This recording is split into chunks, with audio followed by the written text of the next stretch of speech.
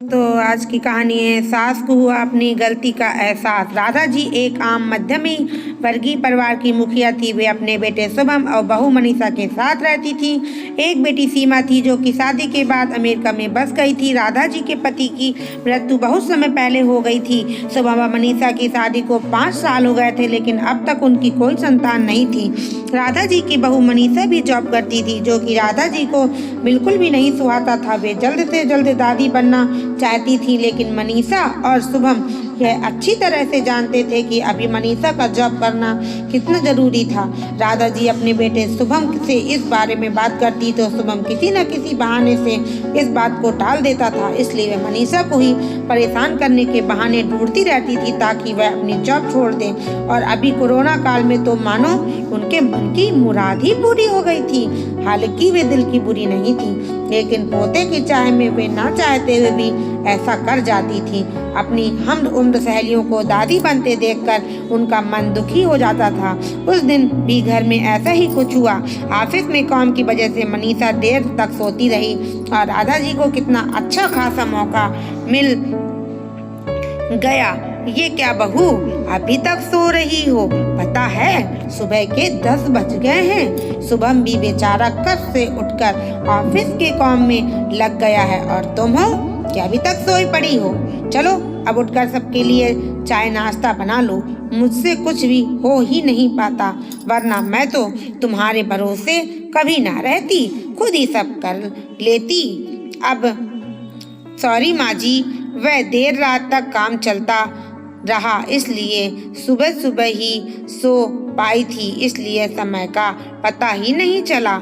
आप चलिए, मैं अभी जल्दी से आती हूँ। हाँ हाँ ठीक है, मेरा कुछ नहीं, पर शुभम को देख लो, उसे कुछ चाहिए तो नहीं? कब से उठा है बेचारा। हे भगवान, मुझे जल्दी से ठीक कर दे ताकि मैं ही अपने बेटे का ध्यान रख सकूं। राधा जी ने नाटकीय अंदाज में कहा। राधा जी ने अपनी बहू मनीषा को उठाते हुए कहा। मनीषा ने घड़ी देखी तो वाकई 10 बज चुके थे। आज उसकी आंख कैसे नहीं खुली। वह जल्दी जल्दी अपने काम निपटाकर हाल में आई तो शुभम अपने लैपटॉप के साथ ऑफिस के काम कर रहा था।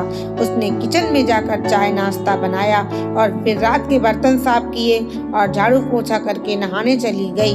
फिर उसके बाद दरअसल कोरोना वायरस की बढ़ती बीमारी की वजह से शहर में पूरी तरह से लॉकडाउन किया गया था, इसलिए काम वाली बाई भी नहीं आ रही थी। मनीषा खुद एक इंटरनेशनल कंपनी में काम करती थी। उसका ऑफिस टाइम निश्चित नहीं होता था, अधिकतर रात में देर तक काम करना होता था। कल उसका काम देर तक चलता रहा, इसलिए वह देर तक सोती रही। मनीषा नहा कर आई तो देखा उसकी सास अपने कमरे में अपनी सहेली से फोन पर बात कर रही थी। बातचीत में अपना नाम सुनकर मनीषा सास की बातें सुनने लगी। दोस्तों, आगे की कहानी जानने के लिए मेरे चैनल को लाइक करिए, शेयर करिए, सब्सक्राइब करिए ताकि आगे की कहानी आपको पता चल सके। अब अगले पार्ट में मैं आपको बताऊंगी कि सास को अपनी गलती का एहसास कैसे होता है। दोस्तों, अगर आपको मेरी कहानी पसंद आई हो तो मेरे चैनल को प्लीज़ लाइक करिए, शेयर करिए, सब्सक्राइब करिए, बेल आइकन को जरूर से जरूर प्रेस करिए ताकि आने वाले हर वीडियो की नोटिफिकेशन आप तक सबसे पहले पहुंच सके।